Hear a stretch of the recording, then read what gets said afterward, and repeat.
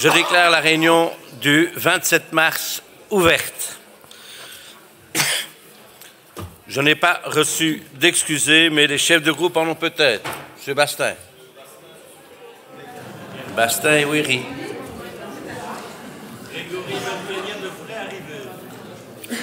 En retard, non. Thomas, as-tu des excusés?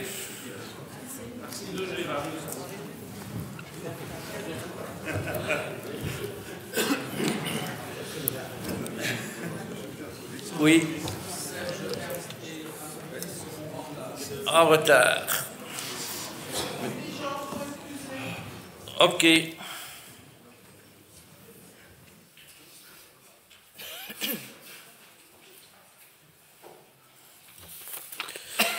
Vous trouverez sur vos bancs l'ordre du jour actualisé de la séance de ce jour.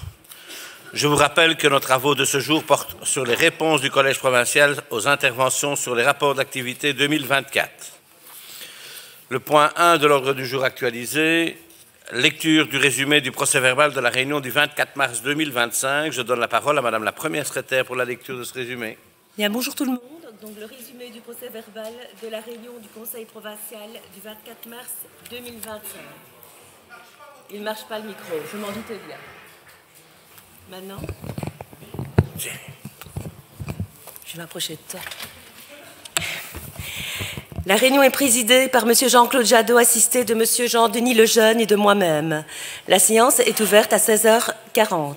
49 membres y assistent.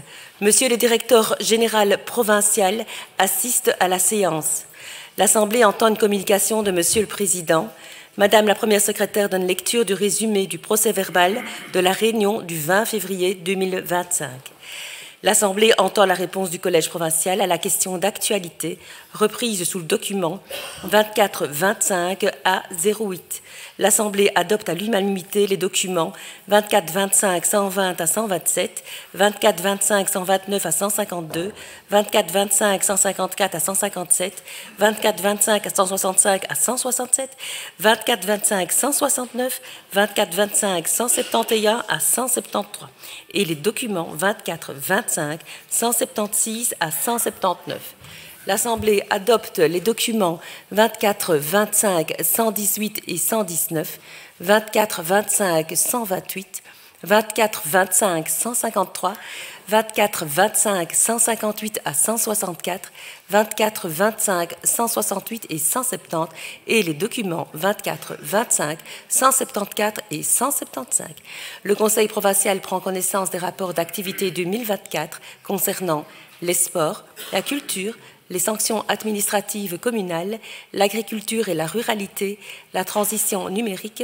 Le procès-verbal de la réunion du 20 février est approuvé et la séance publique est levée à 18h25.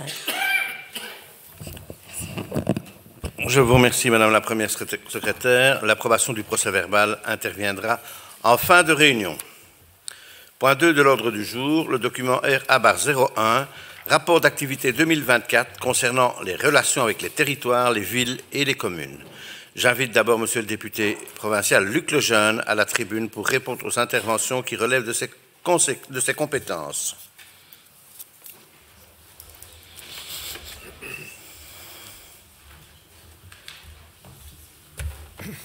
Madame la gouverneure faisant fonction, Monsieur le directeur général, chers collègues, je reviens donc sur la question posée par Monsieur Manieri relative à la protection civile. Monsieur le conseiller, je vais d'abord revenir un instant sur votre réaction légèrement exagérée de lundi dernier suite à ma réponse à votre question d'actualité, sécurité et résilience. Si, pour me faire dire que, s'il vous plaît, ce qui est excessif est vous interviendrez insignifiant. après si vous le souhaitez. Je tente donc une reformulation qui est en lien avec la sécurité civile en 10 secondes plutôt que 8 minutes. Début 2025 et pour la première fois, tous les acteurs de la sécurité civile, en ce compris la province, par l'intermédiaire de ma modeste présence, ont travaillé à améliorer la culture du risque et à la faire grandir. D'abord auprès des décideurs pour que cela percole ensuite auprès de la population. J'en viens à votre question sur les liens entre la province et la protection civile. Depuis la mise en œuvre de la réforme de 2019, la protection civile est devenue un service de secours plus spécialisé, performant et moderne, reconnu par son expertise complémentaire au sein d'une sécurité civile à 2 niveaux, la protection civile au fédéral, les zones de secours au local. La protection civile est un service de secours fédéral qui vient en aide à la population lors de catastrophes spécifiques. Ces équipes interviennent avec des moyens spécialisés pour renforcer l'action des pompiers, de la police et d'autres autorités. 284 agents professionnels répartis dans 2 unités opérationnelles, Crisnay et Brascat, qui mènent des opérations sur l'ensemble du territoire belge et à l'étranger. La protection civile peut aussi compter sur des volontaires pour renforcer ses capacités d'intervention. La protection civile fait partie de la Direction générale sécurité civile du service public fédéral intérieur. Elle intervient à la demande du ministre de l'Intérieur, d'un gouverneur, d'un bourgmestre, des pompiers ou de la police. Des collaborations opérationnelles avec les zones de secours du territoire sont constantes et interviennent dans le cadre de montées en puissance de situations de grande ampleur ou en cas de risques spécifiques identifiés comme des menaces chimiques, un incendie industriel ou encore évidemment des inondations de grande importance. Il est également important de noter que les agents de la protection civile sont formés, tout comme le personnel des zones de secours, à l'école du feu provinciale. Voilà donc un lien fort. Les écoles du feu de la province de Liège et de la province d'Anvers sont 2 centres de formation à l'incendie reconnus par le ministre de la Sécurité et de l'Intérieur pour organiser les formations de la protection civile. Conformément à la législation, la province de Liège organise les formations de base, spécialisées et continues des membres opérationnels d'unités de la protection civile de Crisnay.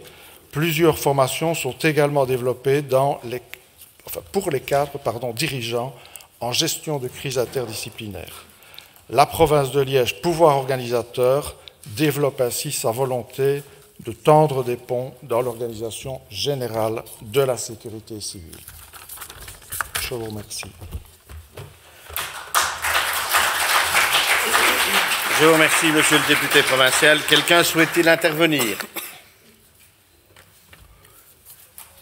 Pas de demande d'intervention. Le Conseil prend connaissance du rapport d'activité 2024 concernant les relations avec les territoires, les villes et les communes.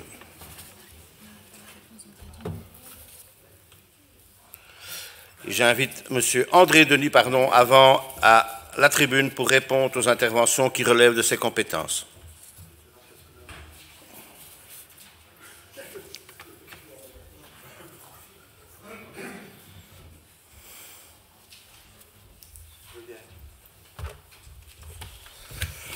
Merci, Monsieur le Président. Bon, j'aurais pu répondre à toutes les questions en même temps, mais enfin, ça va comme ça aussi. Monsieur Manieri, lui encore, il n'écoute pas. Madame, Monsieur, chers collègues, Madame la gouverneure faisant fonction, Monsieur le directeur général, Monsieur Manieri, vous m'interrogez sur le dossier des ateliers centraux à Seraing et l'utilisation de subsides accordés à ce projet par la province, notamment pour un parking de délestage. Permettez-moi de vous retracer brièvement l'historique de ce subside supracommunal. À la demande de la ville de Seraing et via l'ancien mécanisme de subsidiation de la SBL Liège Europe Métropole, en date du 26 février 2015, une promesse de principe a été accordée par le Conseil provincial pour un montant de 1 281 000 € à destination du projet réactivation de la ligne 125A, réseau express métropolitain, ateliers centraux et passages sur voie. Ce projet a vu le jour dans le cadre du master plan stratégique de développement économique et urbanistique de la Cité du Fer. Celle-ci organise les affectations du territoire, véritable action de cicatrisation d'une vallée industrielle. Le projet global de réactivation de la ligne 125A, première étape du réseau express métropolitain, comporte notamment 2 volets concernés par le subside supracommunal, à savoir le passage sur voie et d'autre part la création d'un parking de délestage aux ateliers centraux. Le passage sur voie consiste en la création d'un lien physique interquartier entre les ateliers centraux et la zone dite de Trasanster. Excusez-moi si je prononce bien ou pas, je ne sais pas, ceux qui sont de Céret pourront m'aiguider. Oui, c'est bon, allez, parfait. Cette parcelle est également une connexion vers le boulevard urbain par bus et par mode doux et consiste en accès à la ligne 125A. Concernant les ateliers centraux, il faut rappeler que ceux-ci jouissent d'une position stratégique à proximité de la Nationale 63, de la Nationale 90, du boulevard urbain ou encore du plateau du Condro et du Sartillement. La création d'un parking de délestage au sein des 10 ateliers remplit donc plusieurs objectifs. Tout d'abord, pour le délestage et le covoiturage vers le centre de Liège ou vers le centre de Seraing ou encore vers le Val-Saint-Lambert, car les ateliers centraux sont connectés à la ligne 125A. Ensuite, pour les événements sportifs tenus au standard de Liège, dont le stationnement est insuffisant et intrusif au cœur des quartiers. Enfin, pour les événements possibles au cœur même des ateliers centraux. On notera que le fonds FEDER, Union européenne Région Wallonne Ville de Seraing, a porté plusieurs pans du dossier global touchant à la ligne 125, à sa réactivation et d'autres aménagements connexes. Ceux-ci ne font dès lors pas partie des postes visés par le subside supracommunal. La concrétisation du projet au niveau provincial a fait l'objet de 3 tranches fermes de subsides. Une première portait sur l'acquisition déjà entreprise par la ville de Seraing de 4 immeubles dans le cadre de la réalisation du passage sur voie, subside de 539 500 €. Une deuxième concernait une participation aux missions d'auteurs de projet, 107 900 €, tandis que la troisième et dernière tranche de 633 000, dont le développement figure dans le rapport 2024 du département des relations avec les territoires, les villes et les communes, a été octroyée par le Conseil en date du 25 janvier 2024. C'est sans doute celle-là qui vous a interpellé. Elle concernait le chantier de réhabilitation des ateliers centraux et en un parking mutualisé, commencé le 24 février 2022, celui de la construction du passage sur voie, ayant quant à lui débuté le 13 juin 2022. Le rôle de la province se limitait donc à une participation certes significative, mais évidemment très partielle au vu du coût total d'un projet de cette ampleur. J'invite monsieur le conseiller Malhury à se tourner vers la ville de Seraing afin d'en savoir davantage pour, par exemple, connaître les éventuelles initiatives mises en place afin de stimuler l'utilisation du parking de délestage de ces ateliers centraux. Excusez-moi. Madame Innocent m'interroge sur le dossier Low Line à Herstal cette fois. Madame la conseillère, le projet de développement d'un axe traversant vers la Low Line porté par la ville d'Herstal est une requalification du projet La Cité Mécanique. Ayant obtenu une promesse de principe de la part du Conseil provincial en 2015, il a obtenu une promesse ferme de subside pour un montant de 1 100 000 € en 2024. La programmation FEDER 2021-2027, via la priorité 5, une Wallonie plus proche du citoyen, et la mesure 15, développement urbain du bassin de vie liégeois, a permis à la ville d'Herstal de déposer un portefeuille de projets avec les villes de Liège et Seraing pour le renforcement de la mobilité active autour de la nouvelle ligne de tram de Liège et ses extensions vers Seraing et Herstal. La ville de Herstal a donc déposé son projet de Low Line avec 4 transversales reliant le tram et les ravels entre eux. Le projet a été accepté, mais le budget étant limité pour chaque entité, une seule transversale a pu être reprise dans le projet final et, in fine, subsidiée par le FEDER. La requalification du subside devait permettre de réaliser un tronçon supplémentaire de ce projet ambitieux, d'autant que le tram devait à terme venir s'adosser à cette liaison. À ce jour, le département des relations avec les territoires et les villes et les communes de la province de Liège n'a pas encore reçu d'informations de la ville de Herstal concernant l'éventuelle modification ou évolution du dit projet. Concernant l'éventuelle perte de fonds FEDER suite à l'abandon par la Wallonie de l'extension du tram jusqu'à Herstal, excusez-moi, c'est le tram.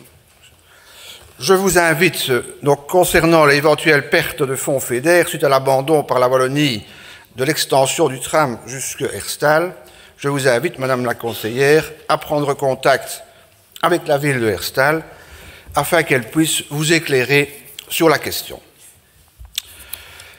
Monsieur Tabonne, troisième question. Vous m'interrogez sur l'application de la province dans le déploiement de bornes de rechargement électrique sur notre territoire. Je vous remercie de l'intérêt que vous portez au projet de bornes électriques. Celui-ci a fait l'objet au cours des législatures précédentes d'une série de démarches émanant du service technique provincial. Le premier projet était la réalisation de parkings d'écovoiturage. En plus d'une subvention à hauteur de 75% du coût total des travaux et fournitures versés aux communes désirant voir la réalisation d'un parking sur leur territoire, la province de Liège s'est également chargée de leur conception et du suivi des chantiers. En parallèle, en 2014, un premier marché de fourniture de bornes électriques a été lancé pour les mêmes services. Celle-ci a été relancée en 2019 et s'est terminée en 2023. Ces deux marchés ont permis l'acquisition de bornes de rechargement pour différents adhérents à la centrale d'achat provinciale. Dans le même esprit que pour les parkings, une subvention de 75% du coût total était également octroyée pour une première borne de recharge sur le territoire communal afin de stimuler la demande en bornes. De ces deux initiatives, 4 parkings restent encore réalisés, la fourniture de bornes a été stoppée. La province ayant fait son travail de pionnier, de précurseur, considère qu'elle n'a plus de rôle à jouer, surtout au regard du développement actuel des bornes de recharge électrique. Pour ce dernier, en effet, le marché s'est beaucoup développé et de multiples constructeurs sont présents sur le marché, générant divers modèles de bornes, dont des recharges rapides, avec en parallèle de multiples plateformes de télégestion, à l'image des opérateurs téléphoniques. De plus, la gestion de ces réseaux de bornes apporte toute une série de problèmes techniques au quotidien pour les gestionnaires et un modèle de concession semble émerger pour le développement des bornes sur des terrains communaux. D'ailleurs, le partenariat entre RESA, l'ASPI et les communes que vous avez mentionnées n'a pas été imaginé en collaboration avec la province. Il s'agissait, dans le chef de l'ASPI, en partenariat avec RESA, gestionnaire de réseau, de fournir un certain nombre de bornes subsidiées à 100% par la région wallonne à chaque commune en fonction de son territoire et de sa population. Malgré son expertise antérieure, la province n'a donc pas été associée à ce projet. À ma connaissance, ce déploiement à grande échelle n'a pas encore vu le jour aujourd'hui. Je vous remercie pour votre bonne attention.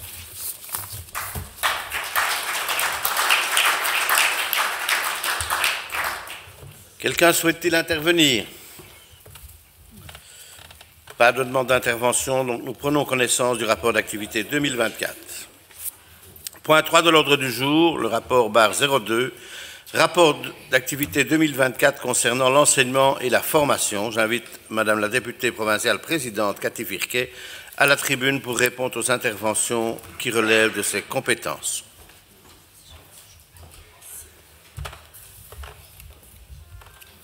Merci, Monsieur le Président. Monsieur Delray, le rapport d'activité de la Direction générale enseignement et formation comporte en effet en page 5 2 postes vacants. Ce qu'il ne précise pas, c'est que l'un d'entre eux n'est vacant que depuis le 1er décembre 2024.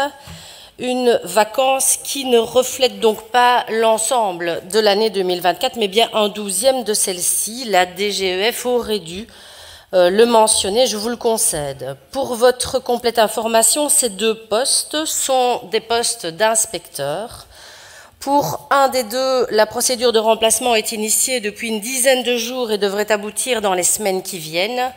Pour le second, s'agissant d'un départ à la pension, le collège prendra le temps de l'analyse de la nécessité de recourir à un remplacement ou non. Je pense avoir répondu sur cette partie de votre question. Alors, concernant les revendications des enseignants par rapport à la taille des classes, taille définie légalement, elles ciblent principalement l'enseignement fondamental et l'enseignement général. Vous le savez, l'enseignement secondaire provincial est principalement qualifiant et professionnel. Sur les 8500 élèves en secondaire, 185 sont dans l'enseignement général, soit un peu plus de 2%. Et j'ajoute que par sa spécificité, l'enseignement qualifiant et professionnel est soumis à des normes plus restreintes liées aux normes de sécurité, des cours pratiques qui sont organisés en atelier. Quelques exemples pour être concrets, les classes de 5e, 6e année de l'enseignement professionnel ne peuvent compter plus de 22 élèves en moyenne pour un maximum de 25, contre 26 voire 29 dans les autres types d'enseignement général et de transition. Cette limite de 22 élèves est réduite à 16 en moyenne, pour un maximum de 19 pour les cours de pratique professionnelle. Et enfin, le nombre de 10 élèves en moyenne avec un maximum de 12 ne sera pas dépassé quand la sécurité l'exige. Ces normes de sécurité concernent principalement les métiers de l'industrie comme la soudure ou la mécanique et les métiers de la construction. Je peux vous assurer que cette législation est scrupuleusement suivie dans tous les établissements provinciaux. En ce qui concerne le rapport d'activité proprement dit, il se présente de la même manière depuis de nombreuses années. Il n'y a dans le rapport 2024 ni plus ni moins de données chiffrées que les années précédentes. Vous me connaissez, c'est pas parce qu'on a toujours fait comme ça que les choses ne peuvent pas changer ou évoluer, c'est vrai. Cela dit, pour le coup, il est impossible, renseignement pris, de détailler le nombre d'élèves dans chacune des centaines de classes organisées pour les 14 écoles provinciales. Monsieur Delray, pendant cette législature, je compte bien vous faire voyager, vous permettre d'entrer en contact avec les réalités du terrain, dont les écoles font évidemment partie. Je ne doute pas que la taille des classes sera un sujet abordé parmi tant d'autres lors de nos futures visites d'établissement. Et pour ce qui est des statistiques genrées, si vous me le permettez, et connaissant sa passion pour le sujet, je m'adresserai directement à Madame Fronet. J'espère que vous ne m'en voudrez pas. En ce qui concerne, toujours Monsieur Delray, la haute école, et avant d'évoquer les informations chiffrées souhaitées, permettez-moi de dissocier de votre réflexion les nouvelles mesures concernant le travail des étudiants et les facteurs de réussite scolaire de ces mêmes jeunes. En effet, de très nombreux étudiants se réjouissent de ces nouvelles mesures qui leur permettent de renforcer leur autonomie financière, de faciliter leur insertion professionnelle en acquérant des compétences utiles pour l'avenir telles que la gestion du temps, le travail en équipe, l'autonomie ou encore la rigueur. J'ajoute que cette nouvelle politique répond également aux besoins économiques. Certains secteurs comme l'hôtellerie, la restauration, la grande distribution ou encore les services à la personne ont besoin de main-d'œuvre ponctuelle et flexible. Augmenter le quota d'heures permettra ainsi aux étudiants de répondre à cette demande tout en gagnant en expérience professionnelle. Et enfin, il ne s'agit pas de pousser les étudiants à travailler au détriment de leurs études, mais d'augmenter les possibilités offertes à ceux qui le souhaitent dans un cadre réglementaire adapté, leur permettant de concilier travail et réussite scolaire. Monsieur Delray, nous ne disposons pas de statistiques précises sur le nombre d'étudiants obligés de travailler pour financer leurs études. Cependant, je tiens à rappeler que le service social de la Haute École de la province de Liège apporte une aide aux étudiants jobistes contraints de réduire leurs prestations pendant la période de blocus, entraînant une réduction de leurs revenus. Ils peuvent ainsi solliciter une allocation d'un montant de 100 € par session d'examen sur la base d'un contrat de travail et d'une attestation de l'employeur stipulant que l'étudiant n'a pu assurer la continuité de son service pendant la période de blocus de janvier ou de juin. Concrètement, en 2024, 22 étudiants ont sollicité et obtenu cette aide blocus pour un montant de 4 400 €, 100 € par session. Plus globalement, il y avait 1327 dossiers ouverts au sein du service social. L'aide blocus représente donc 1,7% de la totalité des demandes. Je souhaite également rappeler que le coût moyen d'une année académique dans notre haute école oscille entre 183 € et 836 €, qui est le plafond légal à ne pas franchir, et il va sans dire que nous nous situons bien en deçà de la limite légale. Prenons par exemple la formation en kinésithérapie. Les frais y afférents se situent entre 540 et 620 € en fonction de l'année académique dans laquelle l'étudiant se situe. En comparaison, les étudiants de l'ULiège payent 835 € par année. Ajoutons à cela la possibilité des étudiants d'être hébergés dans nos internats provinciaux, dont les redevances, alignées sur celles de la Fédération Wallonie-Bruxelles, sont très avantageuses. Nous parlons ici d'un montant mensuel avec pension complète de 280 € pour les élèves issus de l'enseignement secondaire et supérieur et de 378 € pour les étudiants de l'enseignement supérieur hors Union européenne. À cela, il faut ajouter 14 cotes AGEMEP pour les étudiants de la haute école, dont le prix mensuel hors charge est de 250 €. Nos étudiants peuvent donc, vous en conviendrez, être logés et même nourris dans des prix très démocratiques. Alors, chère Madame Frenet, vous m'interrogez sur la maison Erasmus, que vous qualifiez à juste titre de fleuron de notre enseignement. Elle ne figure pas dans le rapport d'activité, vous avez raison, elle devrait s'y trouver et il est important d'en faire rapport. Permettez-moi cependant d'apporter des précisions quant au mode de fonctionnement de la maison Erasmus. Cette structure que l'on voudrait associer à un internat est exclusivement dédiée aux étudiants majeurs, puisqu'il n'y a pas d'encadrement éducatif à proprement parler.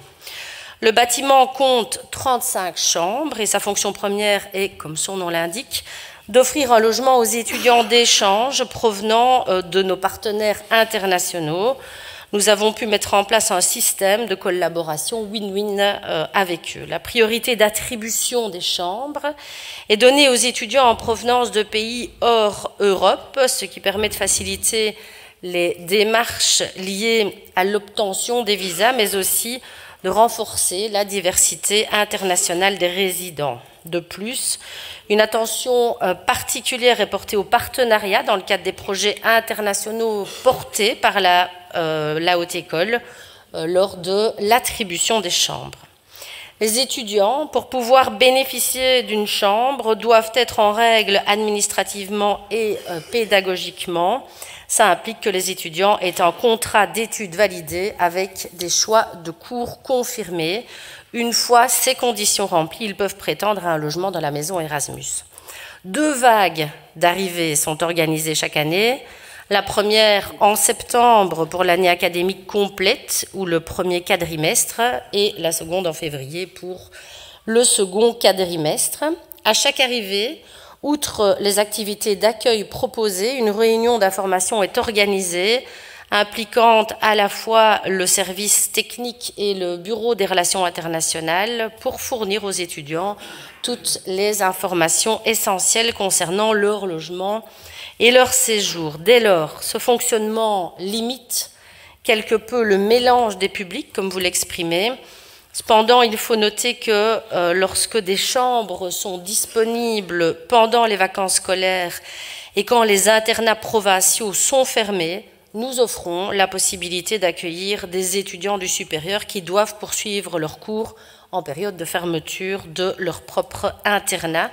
Ça permet de maximiser l'utilisation de nos infrastructures tout en répondant à un besoin exprimé par certains étudiants. La maison Erasmus répond ainsi, dans la mesure de ses possibilités, aux demandes d'hébergement d'urgence à durée limitée. Dans le cadre des travaux de la première commission, la prochaine d'ailleurs, celle du 22 avril prochain, je voudrais vous proposer de convier la Direction générale de l'enseignement pour un exposé sur la maison Erasmus. Dans la foulée de cet exposé, les différents commissaires auront bien entendu l'occasion de poser toutes les questions qu'ils le souhaitent, mais aussi de nous faire part de leurs suggestions. Et j'espère bien pouvoir compter parmi nous lors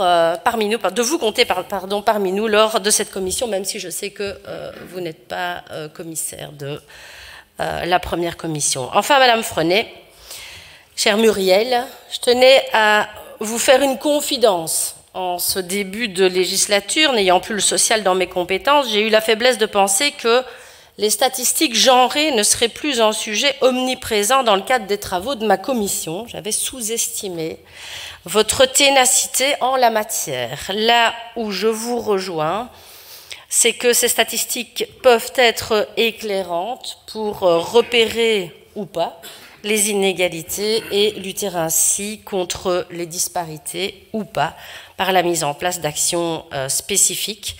Je vous le promets, Madame Frenet, dans le cadre des travaux de la première commission, vous allez devoir cumuler du coup, nous inviterons l'administration à venir nous exposer les chiffres dont elle dispose ou devra disposer sans pour autant recourir à l'engagement d'un expert en statistique de haut vol. Vous pouvez déjà le noter aussi, ce sera le vendredi 16 mai et j'encourage également mes collègues, puisque c'était l'objet également de votre question. J'espère qu'ils ne m'en voudront pas, à en faire de même dans le cadre de leurs compétences respectives. Je vous remercie pour votre attention.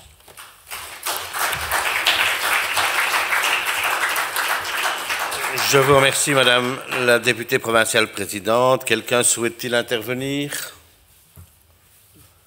Pas d'intervention. Le Conseil prend connaissance du rapport d'activité 2024 concernant l'enseignement et la formation. Point 4 de l'ordre du jour, le document RA-03, rapport d'activité 2024 concernant l'administration. J'invite Madame la députée provinciale Laura Capanzano à la tribune pour répondre aux interventions qui relèvent de ses compétences.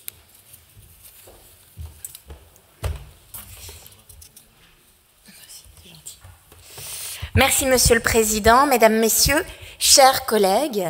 Madame Frenet, vous m'interrogez sur l'affectation du dividende vous et vous rappeliez à juste titre que la vente de vous a généré une recette exceptionnelle pour la province de plus de 90 millions d'euros. 90 254 618 euros et 88 centimes pour être précise. Et je me permets, toujours dans souci de précision, de vous rappeler que ce montant, il a été perçu le 3 octobre 2024, c'est-à-dire quelques jours avant les élections communales et provinciales, et donc en pleine période de prudence. Et le collège provincial précédent, il a alors décidé de créer une provision pour risques et charges lors de la 3e modification budgétaire. Choisir la provision pour risques et charges, c'était opter pour la prudence et la bonne gestion financière de l'institution provinciale, puisque c'était l'option permettant la meilleure flexibilité sur l'affectation de ce montant. À votre première question qui était de savoir si la provision vise à couvrir uniquement les déficits annuels, je vous réponds donc par la négative. Ensuite, quant à déterminer l'usage des 90 millions d'euros, celui-ci n'a pas été arrêté encore. La mise en place des nouveaux conseils et collèges n'a pas permis de prendre le temps nécessaire à la réflexion pour définir l'affectation de ce montant exceptionnel, comme vous l'avez si bien défini. C'est pourquoi, pour cette première modification budgétaire, le montant est placé encore en provision pour risques et charges. Pour conclure et pour votre parfaite information, la création de la dite provision a été justifiée par le service du budget auprès de la Cour des comptes sans aucune remarque en retour qui n'a été formulée par cette dernière ni même par la région wallonne. Je vous remercie pour votre attention. Je vous remercie, Madame la députée provinciale. Quelqu'un souhaite-t-il intervenir? Pas d'intervention. Le Conseil prend connaissance du rapport d'activité 2024 concernant l'administration. Point 5 de l'ordre du jour, le document RA-04, rapport d'activité 2024 concernant les relations internationales et institutionnelles. J'invite Monsieur le député provincial vice-président Luc Gillard à la tribune pour réponse aux interventions qui relèvent de ses compétences.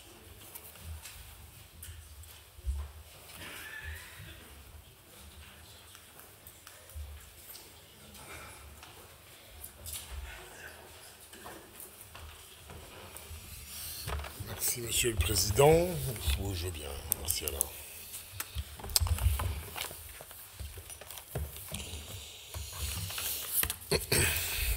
Donc la première réponse sera à l'attention de la question posée par Monsieur Manieri.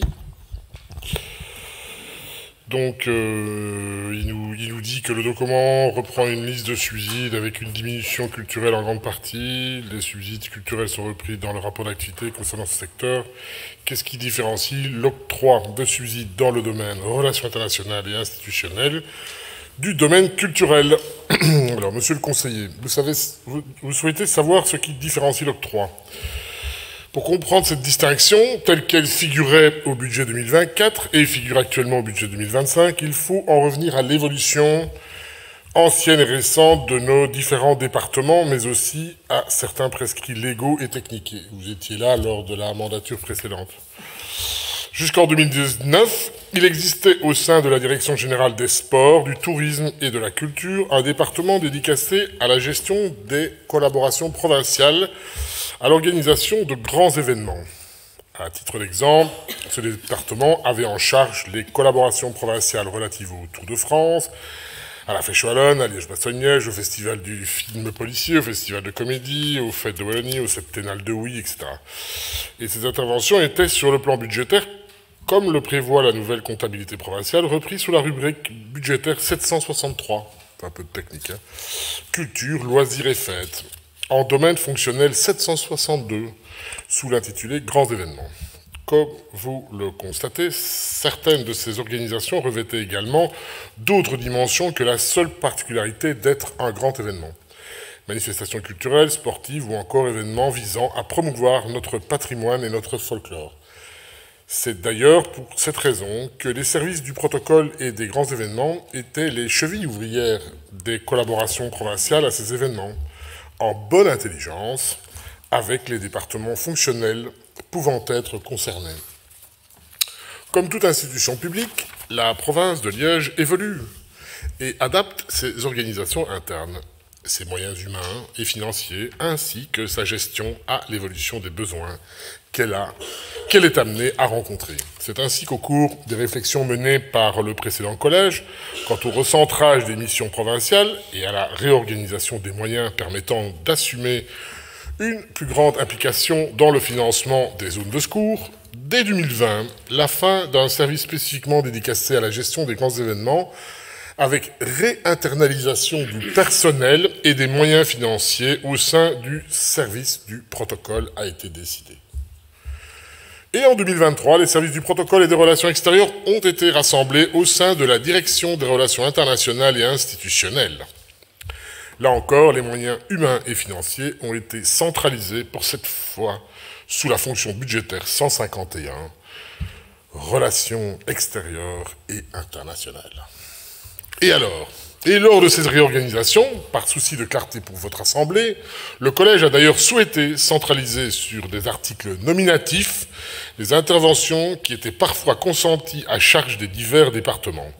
C'est ainsi que sont apparus nominativement et sur des articles dédicacés spécifiquement les soutiens provinciaux aux francophonies de Spa, aux Ardentes et aux porteurs de géants, pour ne citer qu'eux. Monsieur le conseiller, vous l'aurez compris, certaines matières sont au carrefour de l'arborescence budgétaire, de celle de nos logiciels internes, SAP, CADI, GESRACO, et de l'organisation de certaines compétences au sein de nos départements. Si l'organisation de nos compétences et de nos départements sont en perpétuel mouvement, répondant de la sorte aux besoins de notre société, il faut noter que notre arborescence budgétaire, contrairement à ce qu'indique son nom, Nouvelle comptabilité provinciale, date de 1999. Nous tentons dès lors d'articuler au mieux l'ensemble de nos missions et responsabilités aux diverses contraintes administratives et techniques inhérentes à la gestion publique. Il arrive d'ailleurs que certaines interventions, pour une facilité de gestion, soient réinternalisées dans la fonction administration générale.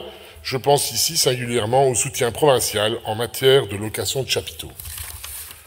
Pour autant, à mes yeux, cette ventilation n'est pas un sujet dès lors que chaque subside provincial fait l'objet de 1. D'un contrôle de votre Assemblée lors de l'inscription nominative du crédit utile, si on parle d'un subside ainsi distingué, ou lors de la décision d'octroi lorsqu'il est supérieur à 3 500 € et non nominatif.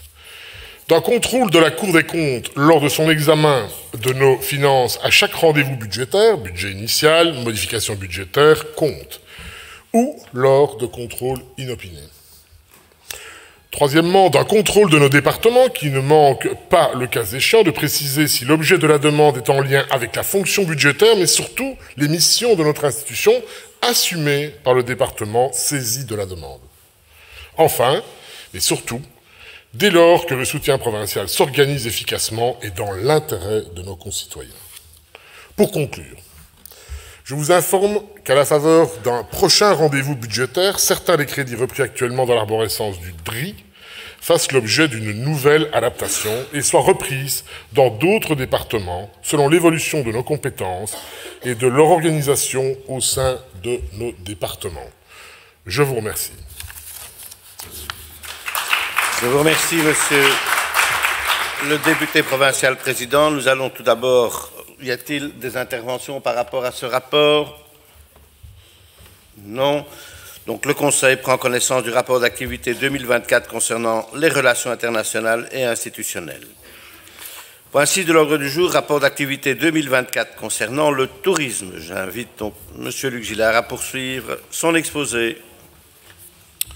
Je vous remercie, monsieur le président. Réponse de monsieur... c'est moi ça.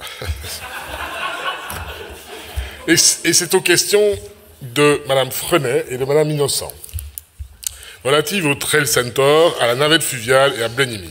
Chers collègues, mesdames et messieurs les conseillers, vous m'interrogez quant au Trail Center, à la navette fluviale et à Blenheim. Permettez-moi tout d'abord de répondre à la question sur le Trail Center. Et donc, c'est à Mme Frenet que je m'adresse principalement, mais ça intéresse tout le monde, j'en suis certain. Vous m'interrogez sur le début des travaux qui étaient initialement prévus pour 2025. Malheureusement, ceux-ci ne pourront pas commencer comme souhaité en raison de retards liés à la réception des validations du département Nature et Forêt concernant les emplacements des pistes proposées, ainsi qu'à la nécessité qui s'est imposée de procéder à des analyses de sol sur un terrain de la SPAC potentiellement pollué. Les résultats de ces analyses sont toutefois rassurants. Le passage des pistes sur cette zone, il ne faudra pas s'arrêter pour lécher le sol, peut être maintenu sans danger. Face à ces contraintes et en concertation avec les autres opérateurs impliqués dans le développement de Trail Center en Wallonie, une demande de report de l'opérationnalisation des projets à fin 2026 a été introduite et acceptée par le gouvernement wallon en décembre dernier. En ce qui concerne la mise en œuvre concrète des travaux, le dossier technique est en cours de finalisation dans la perspective d'une validation rapide par le Commissariat général au tourisme.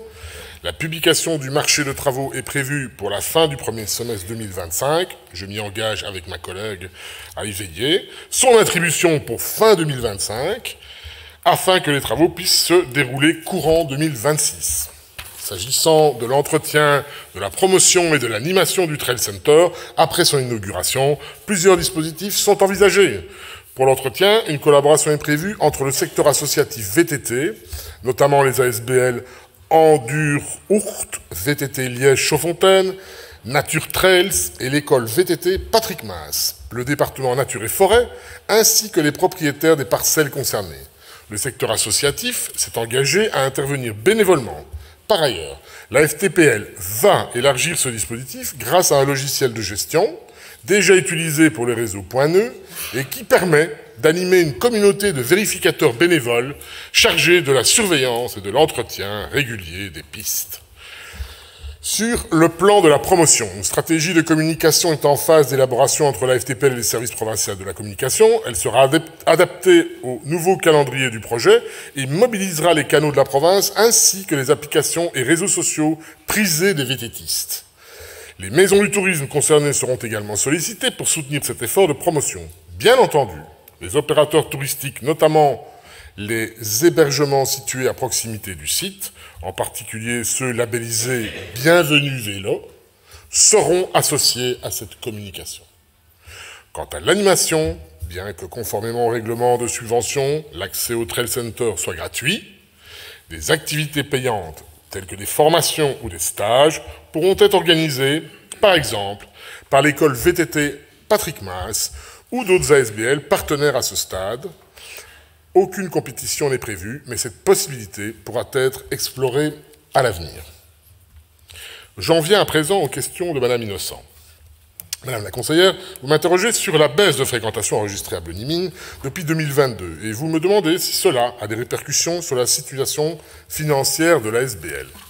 Tout d'abord, il convient de distinguer deux éléments. D'une part, la diminution des chiffres entre 2022 et 2023 qui est due à l'arrêt de l'exploitation du bateau Le Pays de Liège, suite à l'incendie dont il a été victime le 16 juillet 2022. Je déplore que ce bateau soit toujours à l'endroit où il est. Nous avons tenté vainement jusqu'à présent de le vendre, puisque je dirais que la SBL ni la province n'avaient les moyens de sa restauration-rénovation. Pour l'instant, il reste peut-être un dernier possible acquéreur, mais pour des problèmes de taille du bateau, la transformer en un hôtel, qui serait un hôtel fixe, n'est pas aujourd'hui possible. Et donc, on va vers ce qu'on appelle en matière de batellerie le déchirage du bateau. Mais je ne désespère pas, quand même, malgré tout. Mais vraiment, on a écumé jusque la Hollande profonde pour essayer de refourguer le bateau. Mais il coûtait plus cher de le déplacer de l'endroit où il est jusqu'à un potentiel acquéreur que l'argent qu'il voulait bien nous en donner. Vous admettrez que c'était quand même un peu difficile. D'autre part, la diminution de fréquentation de Blenny-Mines entre 22 et 23 et 24, pour laquelle la réponse à votre question est évidemment et malheureusement positive. Oui, cette diminution a eu un impact sur les finances de la SBL. Je le déplore. Je découvre la situation. Je le déplore. Et en plus, il faut savoir qu'à peu près, cette ASBL vit à 60% sur ses recettes. Donc, quand il y a des diminutions de recettes, ça la met effectivement en difficulté. Alors, elle avait des réserves, elle est en train de les épuiser. Je noterai quand même malgré tout qu'il y a de meilleures recettes pour la location du train touristique et un bénéfice accru du centre d'hébergement. Ça, c'est grâce à un geste posé par le service des sports qui met ces logements à disposition du projet. Et donc là, il y a effectivement un bien à gagner. Et pour le reste, malgré tout, l'équilibre n'est pas encore atteint. Comme vous le savez, Madame la conseillère, via sa déclaration de politique provinciale, le Collège a annoncé sa volonté d'accompagner les ASBL touristiques paraprovinciales afin de les aider à faire face à leurs difficultés. Il conviendra à cet égard d'engager une discussion avec la Wallonie qui doit assumer pleinement ses responsabilités. Je sais que la ministre qui a, et cette fois-ci c'est heureux, à la fois le tourisme et le patrimoine. Et donc, il n'y aura plus cette schizophrénie qu'on vit, en fait. Parce que il faut savoir que la mine est classée, effectivement, UNESCO. Et donc là, il y a des moyens, normalement, qui doivent être débloqués en matière de patrimoine. Mais jusqu'à présent, ces moyens n'ont jamais été débloqués. Donc ça pourrait effectivement aider à la sanctuarisation du lieu. Il y a certainement un certain nombre de restructurations et de lieux qui doivent être, à mon avis, abandonnés, pour se recentrer sur les métiers forts, et principalement cette histoire de la mine, qui est quand même là le cœur de tout ce qui se passe là à Blenny. Et donc, soyez assurés que Je ne lâche pas l'affaire et donc le Conseil sera bien évidemment tenu informé des avancées de ces discussions avec la ministre. J'espère qu'elles aboutiront. Enfin, vous me demandez si la convention relative à la navette fluviale a été reconduite. Oui, elle l'a bien été pour la saison 2025. Je vous remercie. Non, c'est une blague. Je vais quand même dire 2 mots. Hein. Bref, tu es prêt, hein? Alors, c'est effectivement une reconduction, mais c'est une reconduction tacite. Pourquoi? La fréquentation n'est pas mauvaise. Il est clairement établi dans le public qu'il y a une demande. Il y a 33 000 utilisateurs. C'est pas mal. C'est pas suffisant à mon sens. Et l'exploitant nous la joue un peu. J'ai pas assez de clients, etc. Et donc, pourtant, l'appel avait été fait le plus large possible aussi là. En l'occurrence, avec un marché au niveau européen, on n'a pas trouvé un autre opérateur qui voulait venir le concurrencer. Donc, on est bien tenu par lui. Alors, de bonnes discussions ont eu lieu avec la ville parce qu'on est les 2 bailleurs de fonds qui faisons survivre le projet. Et il est clair qu'il y a peut-être d'autres destinations à apporter, complémentairement à une simple navette touristique, je dirais, et auquel cas, si on arrive à développer ce type de choses, il y aura une survie. Ou sinon, il est clair que dans l'année 25, avant sa fin, peut-être qu'on devra constater que malheureusement, il est impossible de poursuivre, surtout si la ville abandonne le soutien au projet. Et comme vous le savez, les difficultés sont plutôt de l'autre côté de la place, et nous avons des moyens, mais nous ne sommes pas là pour nous substituer systématiquement, sauf à ce que chacun reconnaisse que nous sommes les seuls à mener des projets, et ce sont des choses que nous devons discuter en collège, et que nous ne manquerons pas de venir vous expliciter ici, dans cette Assemblée. Je vous remercie. Merci, monsieur le député provincial vice-président. Quelqu'un souhaite-t-il intervenir? Pas d'intervention sur le tourisme. Le Conseil prend connaissance du rapport d'activité 2024 concernant le tourisme. Point 7 de l'ordre du jour, rapport d'activité 2024 concernant les fonds européens. J'invite monsieur le député provincial vice-président Luc Gillard à la tribune pour répondre aux questions et aux interventions qui relèvent de ses compétences.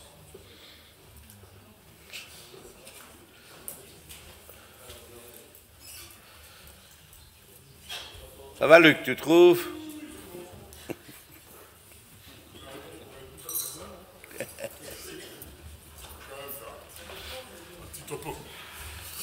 Remercie, Président. C'est quand même étrange la manière dont on fonctionne, quand même. Parce que le pauvre auditeur, je ne sais pas s'il s'y retrouve, mais je pense qu'on a une réforme qui va essayer d'améliorer les choses. Je pense, c'est ça, Madame la Présidente, Monsieur le Président, c'est ça, hein. Bientôt. Bien, alors, monsieur le conseiller provincial, vous m'avez demandé, dans sa stratégie CAP 2030, le Gré Liège prévoit comme projet structurant de structurer la recherche et l'obtention de moyens de financement européen. Ils disposent dans leur équipe d'un chef de projet. Des synergies sont-elles développées avec le Gré, étant donné que la cellule Fonds européens de la province a aussi cette mission? Comment expliquer ce mouvement? Vous souhaitez donc savoir, dans le cas de ces missions, la cellule Fonds européens est chargée à l'heure actuelle de répondre prioritairement aux besoins spécifiques des services provinciaux. Afin de saisir les opportunités de financement européen, tout programme confondu. Et je peux vous dire qu'il y a un foisonnement assez extraordinaire. LIFE, Europe Créative, Erasmus, Horizon Europe, FEDER, FSE. Il n'existe actuellement pas de synergie entre la cellule Fonds européens et le GRE. Il n'y a pas non plus de chevauchement en raison de la spécificité et de la complémentarité de nos missions respectives. Pour autant, comme j'ai eu l'occasion de l'évoquer en première commission, lors de l'examen du rapport d'activité du département des relations territoires, villes et communes, nous poursuivons nos initiatives et contacts avec les communes, surtout celles de moins de 15 000 habitants, mais pas que, pour cerner au mieux leurs principaux besoins et ainsi ajuster adéquatement nos politiques en matière de supracommunalité. Depuis avril 2023, 18 communes ont été rencontrées et ce 12 mars, je me suis encore rendu à Verlaine.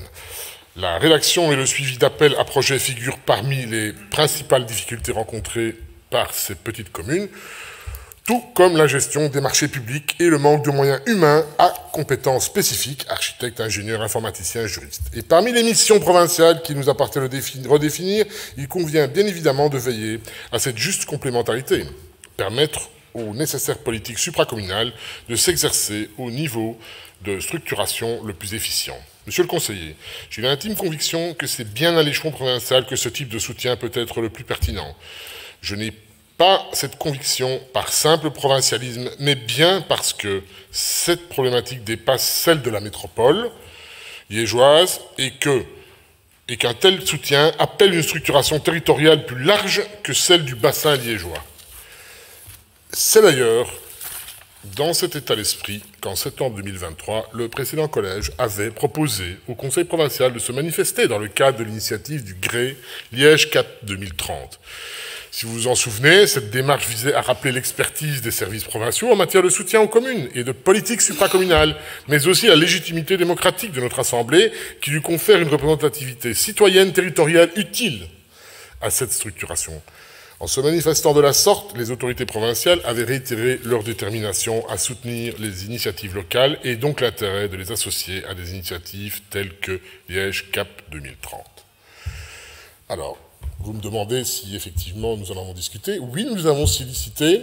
Vous voulez savoir la réponse? Nous n'en avons pas eu et je pense que ça ne les intéresse pas de collaborer. Sauf que, comme toujours, quand il s'agira de trouver des moyens, on se souviendra du chemin du palais, pas que, et de son administration. Et donc, à l'occasion, nous ne manquerons pas de rappeler, puisque nous avons malgré tout été de bonnes compositions, puisque dans le dépôt de Liège, ville UNESCO de la musique, c'est principalement et majoritairement à l'aide de budget que la province dépense en matière de culture et en particulier en matière musicale que le dossier s'est étoffé. Donc, nous n'avons pas été chiens, comme on dit, hein, je vais être clash.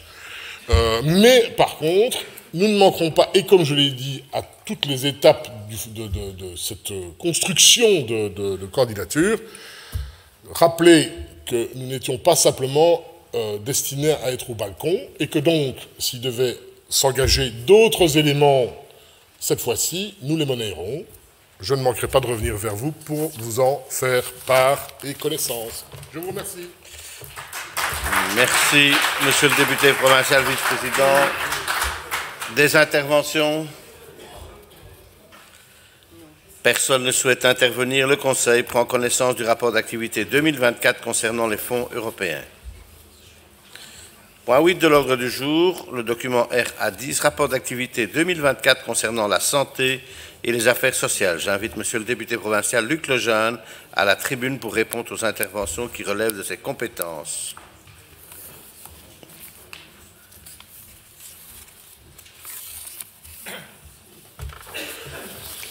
Rebonjour à toutes et tous. Je commencerai par répondre à la question de Marc Manieri relative à l'Open-ADO. En 2022 et en 2023, les missions de prévention ont été clairement rattachées au pôle promotion et animation, tandis que les missions d'accueil ont gardé le nom d'Open-ADO.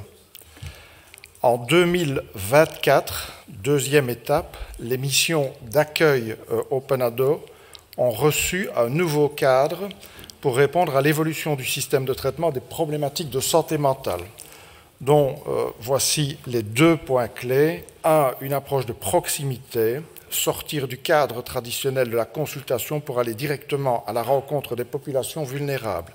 Cela inclut la détection précoce, l'intervention rapide ainsi qu'un travail de proximité et de mise en réseau. Deux, une collaboration locale renforcée qui vise à s'impliquer dans les réseaux locaux associatifs et scolaires tout en renforçant la collaboration avec les autorités locales et communales. L'organisation des antennes dans ce modèle validé par Réalisme et les besoins des partenaires locaux doit être perçue comme un ensemble de points de chute adaptés en permanence aux réalités locales. En effet, la répartition sur le territoire provincial permet aux jeunes et aux familles, peu importe leur domicile, d'être reçus dans l'antenne la plus proche ou de leur choix, l'équipe pouvant se déplacer entre celles-ci. L'objectif n'est pas de fermer ou de multiplier les antennes, mais de promouvoir cette approche de proximité fondée sur le travail en réseau, tout en mettant l'accent sur les arrondissements et les communes, disposant de ressources limitées et accueillant des populations vulnérables. Et d'une certaine façon, ceci tente à expliquer pourquoi ANU n'a pas été fermé et pourquoi Grasse-Sologne n'a pas été ouvert. Pour le début de cette législature, avec les services de la Direction Affaires sociales, santé Nous avons bien entendu poursuivi un examen approfondi des missions et du fonctionnement de l'Open ADO. Notre objectif et notre engagement restent clairs. 1. Travailler à une qualité de service. 2. Garantir une couverture du territoire provincial. 3. Respecter les orientations de la déclaration de politique provinciale 2024-2030 qui vise l'approche globale et intégrée des besoins des jeunes. Et donc, des informations complémentaires parviendront dans les prochaines semaines et les prochains mois. La deuxième question était relative à l'augmentation du budget social pour venir en aide aux associations. Donc, depuis notre arrivée, nous avons réécrit avec l'aide de l'administration le formulaire de demande de subvention. Donc, ça a fait l'objet d'un point lors de la 3e commission au mois de février. Et nous avons mis ce document en ligne au mois de février. Donc, quel était l'objectif poursuivi? Il consistait à mieux cibler les objectifs et l'utilisation des subventions, nous offrir l'opportunité de renforcer les critères de sélection, garantissant ainsi une répartition du budget disponible plus efficace. De plus, nous veillons à une analyse singulière approfondie, ainsi afin qu'aucune demande de subvention, même en fin d'année, ne soit rejetée. C'est ça l'objectif. Je ne sais pas si nous y arriverons, mais en tout cas, donc, nous essayons de travailler dans le cadre des budgets disponibles. Il nous paraît essentiel pour réaliser cet objectif de rencontrer les associations, d'établir un contact direct avec des acteurs de terrain, tout en veillant à ce que les subventions apportent une réelle plus-value à l'association et à l'institution et que ces subventions soient moins vues comme une aide structurelle annuelle et répétitive. Donc voilà un petit peu la façon dont nous avons commencé à travailler. C'est une observation et une répartition efficiente ou maximalisée, sans repenser à ce stade l'enveloppe budgétaire. Et pour rappel, en 2025, le budget social octroyé est de 178 000 € à l'ordinaire, 27 000 € à l'extraordinaire, et le budget santé est de 151 000 € à l'ordinaire et 27 000 € à l'extraordinaire. J'en terminerai par la réponse à la question de Thierry Bataille relative au tabagisme et au vapotage chez les jeunes.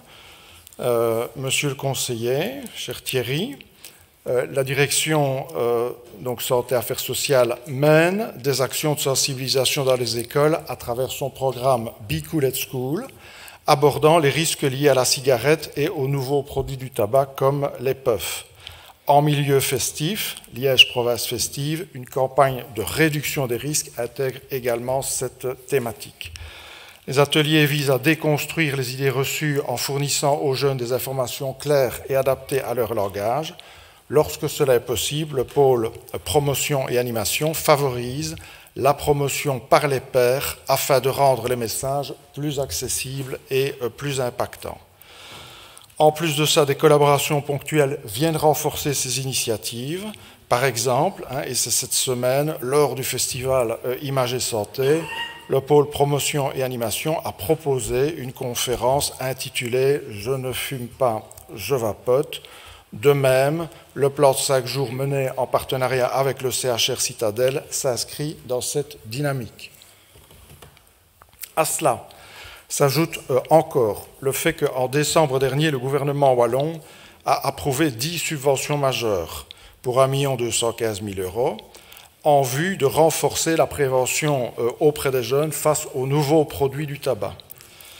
Et parmi les projets retenus, le FARES, qui développe du contenu audiovisuel en ligne pour sensibiliser les jeunes à hauteur de 100 000 €, et le CEPT, Service d'études et de prévention du tabagisme, qui concevra des outils d'information pour les jeunes et leurs parents pour un montant de 81 975 €. Ces initiatives s'intègrent dans une approche collaborative avec les professionnels, travaillant déjà auprès des jeunes afin de co-construire des actions de prévention et d'accompagnement. Une attention particulière est également portée aux parents des 11-24 ans pour les aider à reconnaître les nouveaux produits du tabac et à en discuter avec leurs enfants. Enfin, actuellement, le pôle promotion et animation réfléchit à la création de supports ludiques et pédagogiques à destination des jeunes. Donc, c'est en vue de compléter la programmation Be Cool at School et aussi la programmation Liège Province Festive. Plus donc les collaborations avec le FARES et le CEPT, donc le FARES ayant une antenne FARES, Fonds des affections respiratoires sauf erreur, qui a une antenne dans nos services provinciaux de Saint-Laurent. Voilà. Donc l'objectif, vous l'avez bien compris, sera d'offrir aux jeunes des outils nécessaires pour faire des choix éclairés en matière de santé. Ce travail mené sur le long terme et en partenariat avec eux tient compte de la complexité des comportements, des motivations multiples et des stratégies marketing agressives de l'industrie du tabac, et nos actions sont conçues pour répondre spécifiquement aux besoins des jeunes en prenant en compte leurs habitudes, leurs attentes, les influences sociales qu'ils subissent. Chaque projet repose sur une analyse approfondie des facteurs qui conduisent à la consommation, qu'il s'agisse du tabagisme classique ou des nouveaux produits. Donc, en conclusion, voilà un petit peu l'état de la situation et des animations provinciales donc, en matière de sensibilisation contre les risques du tabac et aussi du vapotage intégré.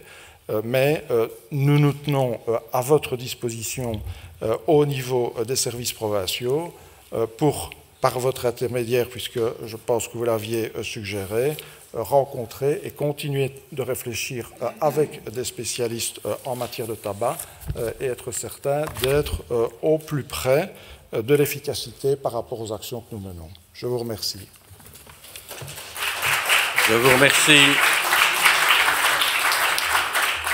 Je vous remercie, monsieur le député provincial. Quelqu'un souhaite-t-il intervenir?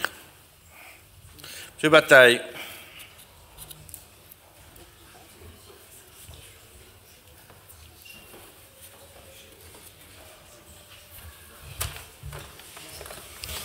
Merci, Monsieur le Président, Madame la gouverneure faisant fonction, chers collègues du Conseil et du Collège provincial, Monsieur le Directeur général. Merci à Monsieur le député et au service de l'administration pour les réponses apportées qui sont très complètes et vraiment, je vous remercie par rapport à cela. J'ai une intervention en 4 points qui me paraissent importants. Premier point, des actions sont déjà en place et donc j'en suis vraiment très heureux d'apprendre aussi qu'il y a d'autres démarches qui sont prises à d'autres niveaux de pouvoir, entre autres la région wallonne. Je pense que certaines communes également sont également intéressées par des projets de ce type-là.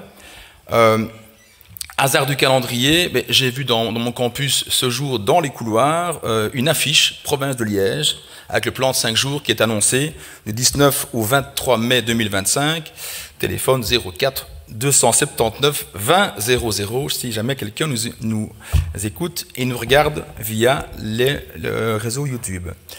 Ça me paraît vraiment très important. Alors, je quitte ma haute école il y a peu de temps et j'ai interpellé ce midi, il faisait très beau, donc j'ai interpellé quelques jeunes. Bataille, nous avons un temps qui est imparti, vous avez au maximum 2 minutes. Ça va. Donc, alors, je vais résumer, je vais être très bref. Juste dire que je resterai vigilant à la commission santé par rapport au suivi du dossier. Je m'excuse pour la longueur. Voilà. Je vais arrêter là alors. Désolé. Merci, monsieur. Merci, monsieur Bataille. Règlement d'ordre intérieur et ce qu'il est. D'autres interventions? Le point 9 de l'ordre du jour, rapport d'activité 2024 concernant les infrastructures et le développement durable. J'invite monsieur le député provincial André Denis à la tribune pour répondre aux interventions qui relèvent de ses compétences.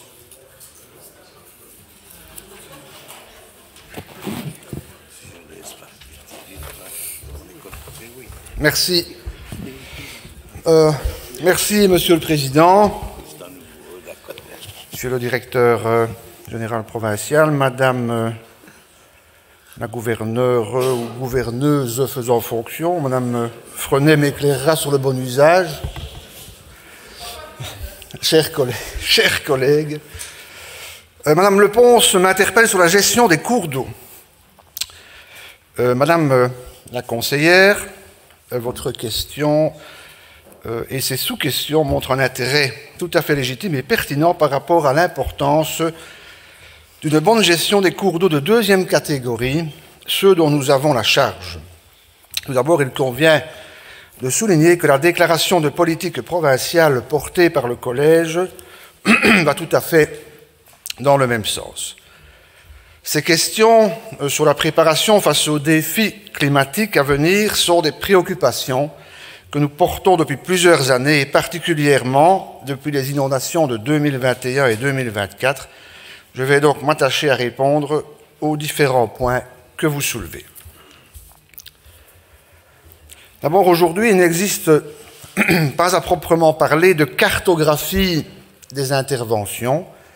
Celles-ci sont priorisées en fonction de la connaissance de terrain des agents, des demandes des communes et des riverains, dans la limite des obligations d'entretien qui incombent au gestionnaire provincial. Je soulignerai une initiative portée par le Contrat-Rivière Vesdre en la matière. En effet, il développe actuellement une carte interactive dans laquelle les différents projets d'intervention des gestionnaires seront intégrés. Ainsi, l'objectif est de communiquer auprès des citoyens sur les différents projets entrepris. Depuis novembre 2024, une nouvelle législation impose aux gestionnaires d'effectuer une visite de l'ensemble de ces cours d'eau tous les 6 ans. C'est dans ce cadre que nous souhaitons établir une cartographie qui sera plus large que le seul problème du bon écoulement des cours d'eau qui nous incombe. J'y reviendrai. Car pour suivre l'ordre de vos interrogations, je vais ici m'attarder sur la priorisation des interventions. À la suite des inondations, l'intervention provinciale a été échelonnée de façon à traiter les travaux en fonction de leur degré d'urgence. Ainsi, tous les embâcles principaux qui obstruaient significativement le lit des cours d'eau ont été enlevés, arbres, branches, etc., atterrissements, et des dépôts sédimentaires plus globaux continuent à être évacués. Les coûts pour déplacer de tels sédiments sont très importants, ce qui a amené une priorisation des chantiers. La réparation des ouvrages privés, elle, est du ressort des propriétaires riverains. Pour votre bonne information, dès que les berges du cours d'eau sont modifiées, et ça, c'est une information valable pour chacun d'entre nous, parce que vous allez être sollicités par des riverains, dès que les berges du cours d'eau sont modifiées, c'est-à-dire quand elles ne sont plus des berges naturelles, leur entretien incombe aux riverains propriétaires, qu'ils soient publics ou privés. Une question qui revient régulièrement, comme ça, chacun peut répondre quand il est sollicité par rapport à cela. Donc nous sommes responsables de l'écoulement de l'eau et des berges naturelles. Pour parler budget, les interventions urgentes ayant été réalisées, le budget nécessaire actuellement ne doit plus être vu comme une intervention extraordinaire pour faire face aux crues récentes, mais plutôt comme un travail de fond permettant de réaliser des enlèvements plus conséquents de sédiments, d'entretenir, de mettre en œuvre des aménagements et de prévenir les risques d'inondation. Notez qu'en 2025, un budget ordinaire de 800 000 € est consacré exclusivement à ces travaux d'entretien récurrents des cours d'eau. En complément, un budget extraordinaire est prévu en fonction des opportunités, notamment tous les travaux subsidiés et des aménagements particuliers nécessaires. Cette année, il est de 1 220 000 €, ce qui fait au total environ un budget de 2 millions d'euros dédié aux cours d'eau provinciaux. En parallèle, nous avons également répondu à des appels à projets de la région wallonne. Ceux-ci ont pour but de permettre la réalisation de projets qui sont pour la plupart déjà analysés du point de vue technique et qui permettent de rassembler la province et les communes autour d'objectifs communs. Ainsi, Dans le cadre de la fiche ou des fiches 319 berges du plan de relance de la Wallonie, pour la réalisation d'aménagements de réduction du risque d'inondation, la province a obtenu un financement de 2 390 000 € pour la réalisation de projets sur 5 cours d'eau en partenariat avec les communes concernées. Donc ces dossiers sont en cours de mise en œuvre puisqu'il y a aujourd'hui un délai, je pense, ces travaux doivent être finalisés pour, je pense, c'est fin 2027, donc voilà, on y travaille. Pour reprendre le questionnement à propos de l'analyse globale des risques liés aux inondations, il est indispensable d'analyser le fonctionnement des cours d'eau à la fois pour connaître les risques et identifier les solutions qui permettent de les réduire. À cette fin, nous souhaitons renforcer notre cellule dédiée à la réalisation d'études hydrologiques et hydrographiques et à l'établissement de plans stratégiques de lutte contre les inondations, une approche que nous avions déjà initiée en 2018, soit bien avant les terribles inondations de 2021. Aujourd'hui, face aux épisodes que nous avons connus, l'idée est de pouvoir augmenter le nombre d'études simultanées et d'améliorer l'accompagnement des étapes confiées à des bureaux extérieurs avec des agents ayant des compétences particulières en la matière. Un marché global est en cours de préparation dans cette optique, ce qui permettra une facilité pour lancer chaque année des études sur plusieurs cours d'eau avec un budget annuel estimé qui devrait être de 600 000 €. Cette même cellule pourrait également répondre à des besoins des communes qui n'ont bien souvent pas les ressources techniques suffisantes pour mettre en œuvre de telles études. Par ailleurs, il est apparu ces dernières années que, de manière générale, les cours d'eau canalisés, cette fois, représentent une vulnérabilité importante dans les épisodes de crue. D'une part parce que le débit, déjà en temps normal, y est limité, mais également parce que de nombreux ouvrages sont vétustes et pourraient s'effondrer. Même si la province n'est pas responsable directement de ces ouvrages dont l'entretien incombe aux propriétaires, comme évoqué ici avant, il est indispensable d'effectuer un levé de ces cours d'eau, tant pour obtenir une information cartographique, le tracé précis de nombreux cours d'eau est encore inconnu à ce jour, donc tant pour obtenir une information cartographique que pour identifier les éventuels problèmes d'encombrement du lit ou de stabilité des ouvrages, ont en effet été fort déstabilisés suite aux crues de 2021. Un premier marché de levée est en cours actuellement avec l'ambition de faire le relevé de l'entièreté des cours d'eau canalisés de deuxième catégorie, soit environ 100 km de cours d'eau, ce qui représente un investissement important sur les 5 prochaines années. On parle ici en termes de millions d'euros. À propos de votre interpellation sur les éventuels aménagements structurels, sachez que les études hydrauliques évoquées ci-avant ont pour objectif de définir les aménagements opportuns à réaliser. On ne peut empêcher les crues, mais il convient de travailler pour en atténuer les conséquences. Ainsi, la lutte contre l'inondation est un travail concerté. Les riverains doivent aussi être impliqués, car il apparaît de plus en plus clairement que la résilience de l'habitat et l'information des riverains sont des points clés de la lutte contre les inondations. Les études hydrauliques vont permettre d'orienter les différents acteurs sur le choix des mesures à mettre en place en collaboration avec les riverains, les communes et les autres opérateurs publics afin de prévenir l'impact des crues. La province soutient les contrats rivières qui ont une action de sensibilisation des riverains à cette problématique. En outre, la province participe au comité technique de sous-bassins hydrographiques qui sont des lieux de rencontre et d'échange mis en place par la région wallonne dans le cadre spécifique du plan de lutte contre les inondations. Ces dernières années, les missions incombant au service des cours d'eau ont été largement amplifiées par différents facteurs tels que les crues de plus en plus fréquentes, l'évolution de la législation, une composante environnementale de plus en plus présente, la problématique du castor qui s'invite sur notre territoire, créant de nouveaux problèmes, la multiplication des appels à projets aussi bien régionaux que transfrontaliers, un nombre croissant de litiges liés aux ouvrages en mauvais état, notamment, je l'ai dit, sur les cours d'eau canalisés. Il faudrait également tenir compte du futur rôle que la Wallonie compte confier aux provinces en matière de cours d'eau, mais pas que, dans les prochaines années.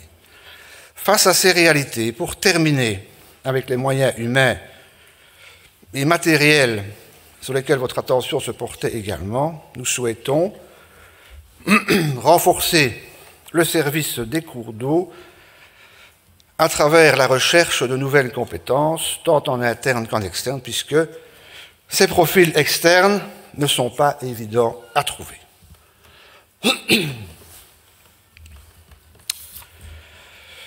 Madame Frenay,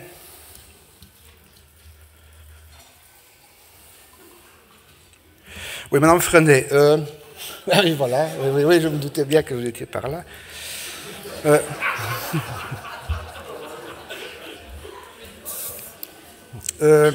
Donc, on parlait d'experts de cours d'eau. En parlant d'experts, Mme Frenay m'interrogeait sur l'absence de représentation politique au sein des contrats-rivières. Permettez-moi de clôturer cette réponse au cours d'eau par quelques éléments à lui apporter. La politique provinciale en matière de rivières s'intéresse principalement à ce qui est réalisé en connexion avec les cours d'eau de gestion provinciale, soit les cours d'eau de deuxième catégorie. Dans ce cadre, un plan d'action est discuté avec les contrats-rivières, au nombre de 6 sur notre territoire, et est présenté au collège tous les 3 ans. La présence et la participation aux assemblées générales ne nécessitent dès lors pas la présence de représentants politiques, comme vous l'évoquiez, puisque les contrats-rivières fonctionnent sur base de points identifiés et améliorés, et qu'il ne s'agit donc pas d'en définir la vision politique générale. Ainsi, le choix pour représenter la province dans les contrats-rivières s'est porté sur 2 agents provinciaux, comme d'ailleurs lors de la précédente législature, qui ont une bonne connaissance des dossiers et sont directement en rapport avec les intervenants en la matière. Ces agents, pour répondre à vos inquiétudes politiques, à ma connaissance tout le moins, ne sont ni verts, ni bleus, ni rouges, ni turquoises. Ils sont simplement ingénieurs civils ou industriels, spécialisés en hydraulique et compétents en la matière. Par ailleurs, nous sommes sollicités politiquement, directement, dès qu'il y a un projet particulier, notamment dans le cadre des subsides pour des projets ponctuels. Avouez que si nous avions désigné à contrario des politiques au sein de ces assemblées, vous nous auriez probablement questionné sur l'utilité d'une telle présence. En tout état de cause, même si une désignation politique avait été faite, au regard de la répartition Villaclé-Dont qui est la nôtre, écolo, suite à son récent succès électoral, n'aurait pas eu l'occasion d'avoir un des 2 représentants dans les contrats-rivières, puisque c'est seulement à partir du 13e représentant que l'un des autres est désigné. J'en profite pour faire un bref parallèle, en profitant de l'avènement du printemps, un bref parallèle avec le jury du concours du meilleur glacier, un sujet qui a l'air de passionner le groupe écolo et pour lequel nous ne sommes malheureusement pas non plus en mesure de désigner un représentant de votre groupe, malgré le grand intérêt de M. Magnery à cet égard, puisque le jury se compose seulement de 8 membres. Ceci étant, là aussi, nous préférons faire le choix de techniciens dont l'intérêt est marqué pour l'initiative et qui présentent des qualités certaines gustatives et olfactives afin de mettre en avant le savoir-faire des artisans glaciers locaux de notre territoire, ce qui, vous en conviendrez, ne manque pas de sens. Je vous remercie pour votre bonne attention.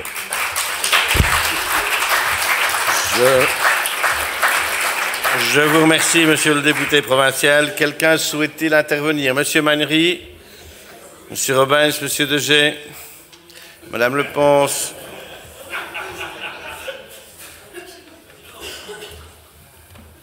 Merci, Monsieur le Président. Je me permets juste de venir en tribune faire un rappel au règlement. C'est la deuxième fois que le groupe Écolo est interpellé sur des choses qui ne sont pas des réponses à des questions du rapport d'activité.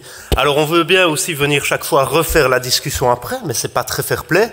Vous avez le droit, on a le droit de poser des questions, vous avez le droit à une réponse, nous avons le droit à une réplique, point, acceptez-le, ou bien n'acceptez pas les règles démocratiques. Je vous remercie. Monsieur Robins.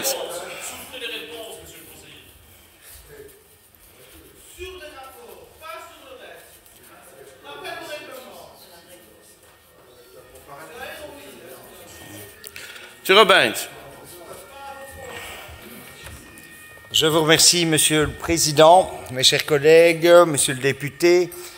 Mon intervention ne concerne pas l'Arlésienne du Cornet de Boule, mais la gestion des rivières. Comme pêcheur-chasseur, vous le savez, Monsieur le député, j'ai des contacts évidemment dans les associations et je peux vous remercier pour les actions entreprises par rapport à la gestion et surtout à l'entretien des cours d'eau provinciaux, par rapport à l'amélioration des zones d'habitat et de frayère de la truite, et je partage vos préoccupations par rapport au retour du castor qui offre beaucoup de perspectives, mais aussi son lot de problèmes. Et comme on dit toujours, le castor, quand on en voit la queue, on en découvre le reste. Je vous laisse le soin de gérer. Monsieur Degey. Ah non, monsieur Degey se désiste. Madame Leponce.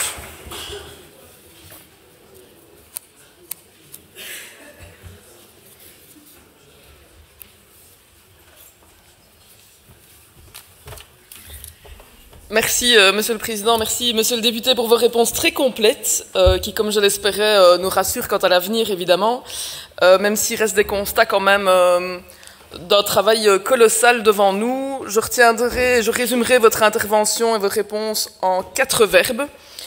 Impliquer, tant les pouvoirs locaux et régionaux, mais aussi les citoyens, et ça me paraît important d'avoir eu cette réponse publique aujourd'hui pour aussi que les citoyens sachent ce qui est fait, mais ce qui leur incombe aussi. Le verbe anticiper, je vous ai entendu plusieurs fois le dire dans votre intervention, et c'est assez rassurant pour l'avenir.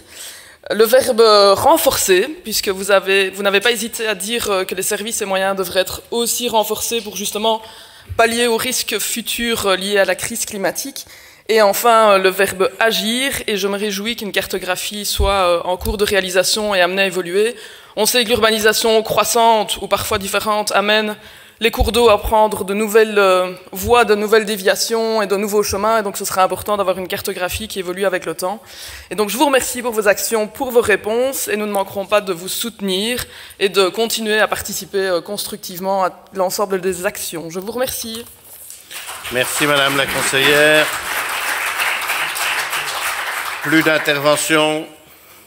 Le Conseil prend connaissance du rapport d'activité 2024 concernant les infrastructures et le développement durable. Point 10 de l'ordre du jour, rapport d'activité 2024 concernant la communication. J'invite Madame la députée provinciale Laura Capanzano à la tribune pour répondre aux interventions qui relèvent de ses compétences. Merci, Monsieur le Président, Mesdames, Messieurs, chers collègues. Je termine cette salve de réponses avec la réponse à la question de Madame Innocent sur Twitter, appelé aujourd'hui X. Donc j'ai bien pris note de votre question et je vous remercie pour ça. J'attire votre attention que certains éléments de réponse se trouvent déjà dans le rapport d'activité, notamment en page 17. La province de Liège est particulièrement attentive à l'évolution rapide des réseaux sociaux. Et s'agissant plus particulièrement de Twitter, appelé X aujourd'hui, les services mènent une analyse approfondie dont les récentes conclusions confirment que ce réseau ne répond plus à nos besoins communicationnels. En effet, son fonctionnement basé sur l'instantanéité et la diffusion rapide d'informations ne permet plus d'accomplir pleinement notre mission d'information publique. De plus, et c'est le nœud du problème, la gouvernance actuelle de X s'éloigne de nos principes de neutralité, de respect et du bien commun, ce qui a motivé notre décision de nous en détacher. Ainsi, nous prenons un retrait maîtrisé et encadré de cette plateforme. Notre compte Twitter, X, ne sera plus alimenté, mais demeurera bien en veille afin de prévenir toute tentative d'usurpation du compte. En ce qui concerne notre présence sur d'autres réseaux sociaux, tels que Facebook et Instagram, ceux-ci restent des piliers essentiels de notre communication numérique. Grâce à une communauté engagée et une visibilité importante, la province poursuivra son activité de manière soutenue, tout en restant vigilante quant à l'évolution de ces plateformes. Je tiens ici par la même occasion à remercier chaleureusement tous les agents qui contribuent au suivi de cette évolution. Concernant la plateforme Blue Sky, nous constatons que ce réseau social reste aujourd'hui très confidentiel et repose sur un protocole ouvert conçu par l'un des cofondateurs de Twitter. Il ambitionne d'ouvrir une alternative plus transparente, plus respectueuse du débat public. Et je vous le disais, bien que son audience reste limitée, elle se compose principalement de profils engagés, notamment des chercheurs, des journalistes et des médias.